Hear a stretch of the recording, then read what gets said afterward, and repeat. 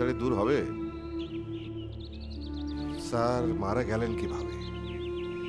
মারা গেলেন কিভাবে তা তো আমি বলতে পারবো না, সেটা বলতে পারবে ভাতিজা আবুল হোসেন। তবে এটা অ্যাবনর্মাল ডেথ নয়। অ্যাবনর্মাল ডেথ হলে আমি অবশ্যই জানতাম।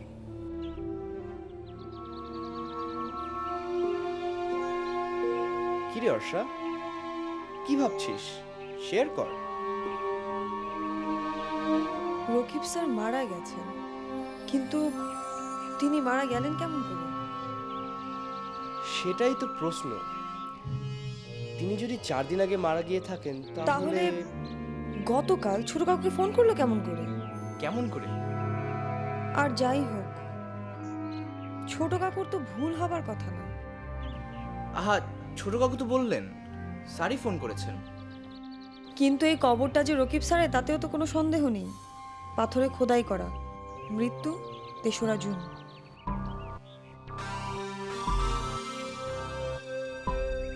আবদার সাহেব, ধীরেন বর্মন নিখোঁজ, তাকে শেষ কবে দেখেছিলেন? যেদিন রাখাইন বস্তিতে আগুন লেগেছিল সেই দিন থেকে তিনি নিখোঁজ। রাখাইন বস্তিতে যেদিন আগুন লেগেছিল সেই দিন থেকে ধীরেন বর্মন নিখোঁজ। দাঁড়ান, নিখোঁজের হিসাবটা একটু মিলিয়ে নিই। আব্দুল গাই কোথায়? ও প্রকৃতির ডাকে। ডাকুন। এই আব্দুল্লাহ!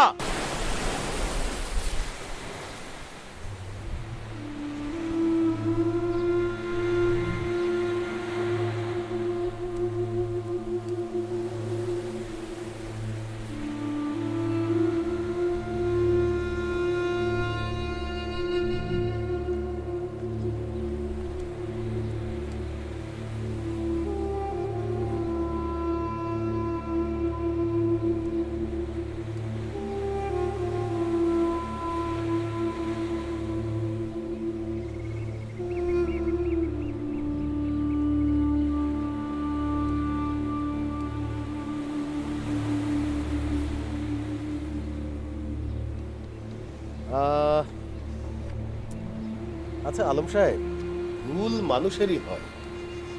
কাল আপনি যে ফোনটা পেলেন ওটা যে রকিব স্যারের ফোন, আপনি কি হলপ করে বলতে পারেন? আরে নিশ্চয়। হলপ করে বলতে পারি। ফোনটা স্যারেরই ছিল। স্যারের গলা যে একবার শুনেছে বলা সম্ভব নয়। আমি 100% নিশ্চিত স্যারই আমাকে ফোন করেছিলেন। তার মানে ভাইপো আবুল হোসেন মিথ্যে কথা বলছে? আমার কথার মানে সেরকমই তো দাঁড়ায়। তাহলে তো কবর খুঁড়ে দেখতে হয়। ডিএনএ টেস্ট ছাড়া তো বলা সম্ভব নয় কবরে যে লাশটা রয়েছে সেটা স্যার না অন্য কারো। অনেক ঝক্কি ঝামেলার কাজ। সেজন্যই তো ভাবছি রহস্যটা অন্য কোনো উপায়ে ভেদ করা যায় কিনা।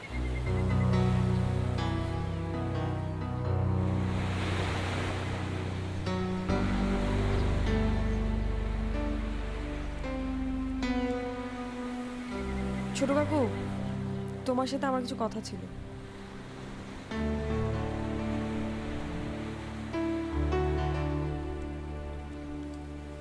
আচ্ছা অর্ষা, এই সীমান্ত, হ্যাঁ, তোদের দুজনের চোখে এমন কিছু পড়েছে কোনো ক্লু বা সন্দেহ করার মতো এই যে সব ঘটনার মধ্যে বিশেষ বেমানান কিছু? হ্যাঁ, আমার কাছে একটা কাগজ আছে। কাগজ? কিসের কাগজ? আমি বলি। আমরা যখন রকিব স্যারের কবর থেকে ফেরত আসছিলাম তখন পিছিয়ে ফিরে দেখি অর্ষাপুর নেই। রাখ, বাকিটা আমি বলছি। আহা, আমি তো আমারটা বলছিলাম। তুই তোরটা বল, কিন্তু আমি যেটা পেয়েছি সেটা আমি বলবো। তুই এত আমি করছিস কেন রে? আমরা না একটা টিম। আচ্ছা ঝগড়াঝাটি থামা, কথাটা শেষ কর। আচ্ছা ঠিক আছে, গাল ফোলাস না। বল যে আমি একটা হলুদ রঙের কাগজ পেয়েছি, বল। হলুদ রঙের কাগজ? তুই তো আমাকে বলিসনি, তুই বলেছিলি বল। আচ্ছা হয়েছে, হলুদ রঙের কাগজ দেখি। এই যে এখন বললাম। এই যে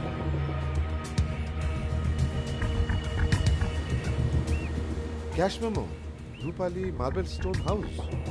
আবুল হোসেন?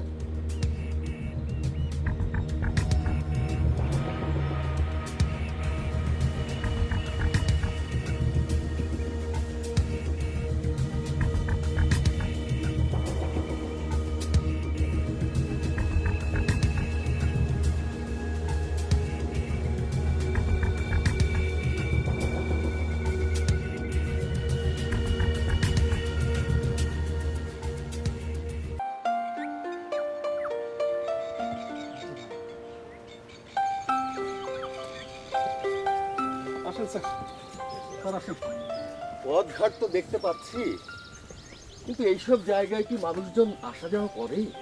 আগে আসতো না, কিন্তু টেকনাফ থেকে রাস্তাটা হওয়ার পর আজকাল দু একজন করে চলে আসছে।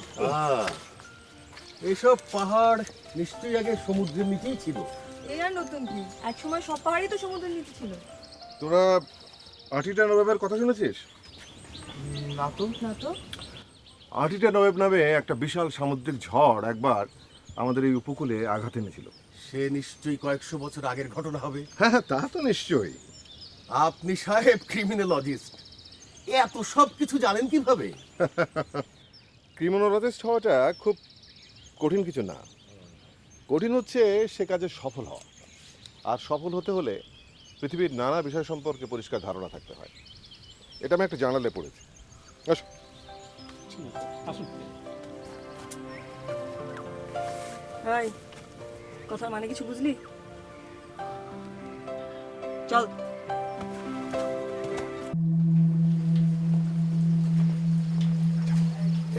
আমরা যে সবাই ঢুকে পড়লাম, এটা কি ঠিক হলো? বিকেলবেলা একটু পরে সন্ধ্যা নামবে, এই সময়টা ভিতরে কি আছে কেউ কিছু জানে না। এই, তোমাদের ভয় করছে না তো? না, ভয় কিসের? আপনি ভয় পাচ্ছেন? ভয়? আমি? কি যে বলে! অত জোরে হাসবেন না, হাসবেন না। পাহাড় ভয় পেয়ে যাবে, এমন হাসি কোনোদিন শোনেনি তো। পাহাড় ভয় পাবে? ভালোই বললেন তো।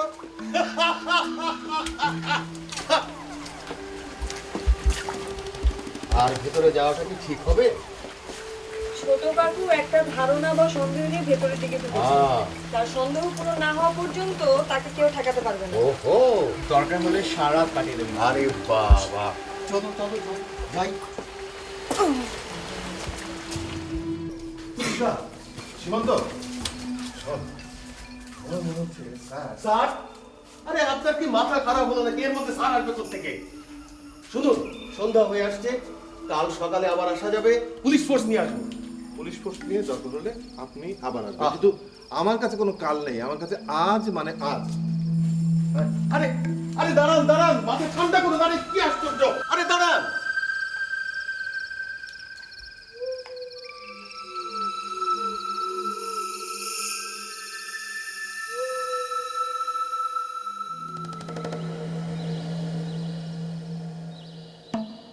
ভালোর জন্য বলেছিলাম, কিন্তু সন্ধ্যা হয়ে আসছে, মাথা ঠান্ডা রাখা দরকার। বিপদে মাথা ঠান্ডা রাখাটা দরকার। বিপদে মাথা ঠান্ডা রাখা হচ্ছে নিয়ম। কি যে করি, কখন কোন বিপদ হয়, সাপের আখড়া না কি আছে কে জানে।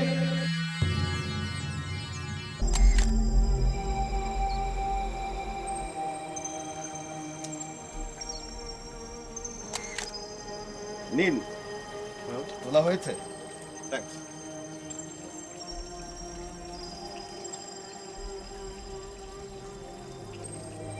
কি খুঁজছেন এই বালিতে? আবার ওকেও পাঠালেন কি যেন আনতে। এই বালু সংগ্রহ করে নিয়ে যেতে হবে।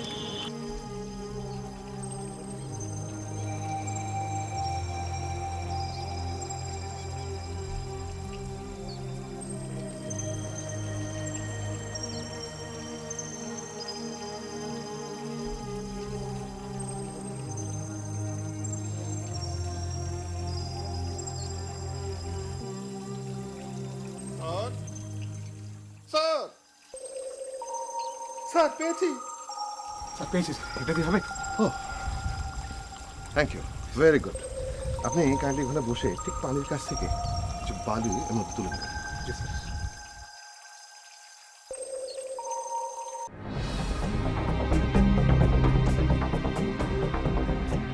আপনি আপনি এখনো সত্যি কথা বলুন, তা না হলে আপনি নিজেই কিন্তু আপনার নিজের নাম ভুলে যাবেন। সকাল সকাল ঘুম ভাঙানোর জন্য খুব তো চটপট করলেন, তারপর যেই দেখলেন পুলিশের পোশাক অমনি এতটুকু হয়ে গেলেন। এখন দেখছি মুখে ভাষাও নেই। কি ভাবছেন এইভাবে পার পাওয়া যাবে? কি আবোল তাবোল কথা বলছেন, আমি তো কিছুই বুঝতে পারছি না। চাচা জানের জলজান্ত কবরটা আমি আপনাদেরকে দেখালাম, তারপরও সকালবেলা এই অফিসার সাহেব আমাকে এখানে মানে এরকমভাবে, এই যে আমার পাশে যিনি বসে আছেন, ইনি শুধু ঢাকার না, এশিয়ার একজন বিশিষ্ট ব্যবসায়ী, গণ্যমান্য ব্যক্তি। গণ্যমান্য মানুষ?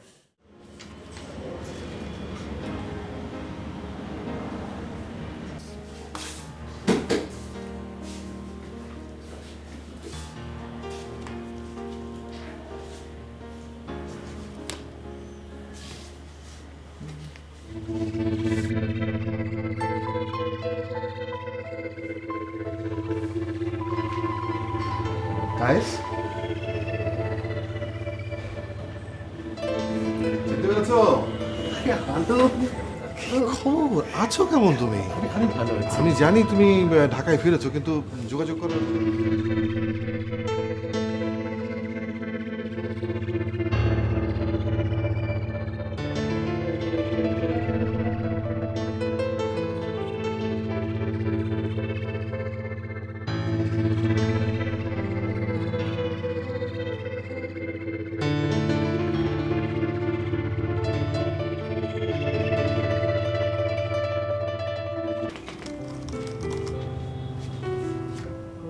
স্যার আসতে পারি? আসুন আসুন, বসুন বসুন। হ্যাঁ বলুন। স্যার আমার নাম মোমিনুল হক, রাজশাহী ক্রান্তি থিয়েটার দলে একসময় ছিলাম। ছিলাম মানে? স্যার আমি এখন ঢাকায় থাকি। থিয়েটার রাজশাহীতে, আপনি থাকেন ঢাকায়? স্যার চলচ্চিত্রে আমার খুবই আগ্রহ রয়েছে। আচ্ছা, আপনি যদি আমার সিভিটা একটু পড়েন। পড়েছি। স্যার ঢাকায় থাকার কারণে আমি অনেকগুলো কাজের সঙ্গে যুক্ত হতে পেরেছি। আমাদের দলের হাবিব ভাই, ওনার সঙ্গে কথা হচ্ছিল, উনি আপনার ঠিকানা দিলেন, বললেন আপনারা রাজশাহীতে শুটিংয়ে যাচ্ছেন। হ্যাঁ, ক্রান্তি আমাদের সাহায্য করবে। স্যার যে ধরনের সাহায্যের দরকার হবে আমি কি আলাদাভাবে আপনাদেরকে সাহায্য করতে পারি? আলাদা করে মানে? মানে স্যার মুক্তিযুদ্ধের তথ্যচিত্র আমাকে যদি একটু একটু সাহায্য করার সুযোগ দিতেন স্যার। মোহন সাহেব, চলচ্চিত্র এমন বিষয় না। আপনার মনে হলো আপনি এলেন, প্রবেশের অনুমতি চাইলেন, মিলে গেল, আপনি আমার টিমের সঙ্গে জয়েন করে গেলেন, এমন বিষয় নয়। স্যার যদি আমাকে সুযোগ দেন আমি আপনার টিমে বোঝা হব না, অতিরিক্ত কেউ হব না। অর্থের জন্য নয়, খ্যাতির লোভে না, নিজের প্রতিষ্ঠার জন্য নয় স্যার। স্যার আপনারা যে মহান কাজে নেমেছেন আমি শুধু তার সঙ্গী হতে চাই। যদি ধুলো পরিমাণও কাজে লাগতে পারি স্যার, মনে করব মুক্তিযুদ্ধের সময় জন্ম হয়নি, করতে পারিনি যুদ্ধ, কিন্তু যুদ্ধের গৌরবগাথা রচনায় সামান্য অংশ ছিলাম।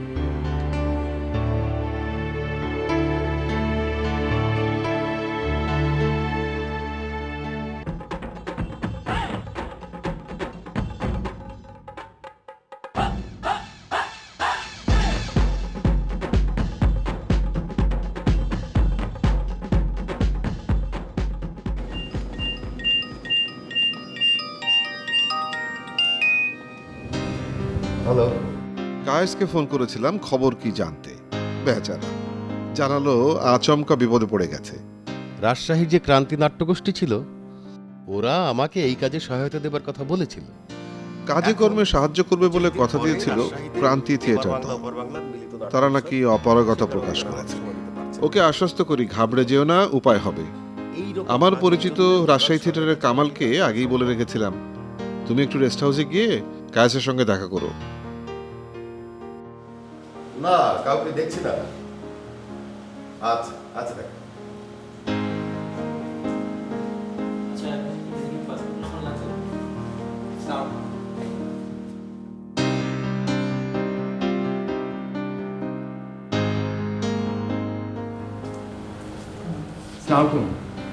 ওয়ালাইকুম সালাম।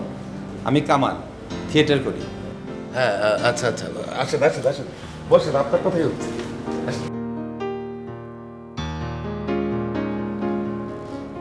এই মাত্রই আপনার কথা হচ্ছিল যে আপনি আসছেন। তাহলে বলুন কি উপকারে লাগতে পারি? উপকারটা হচ্ছে মল্লিকপুর।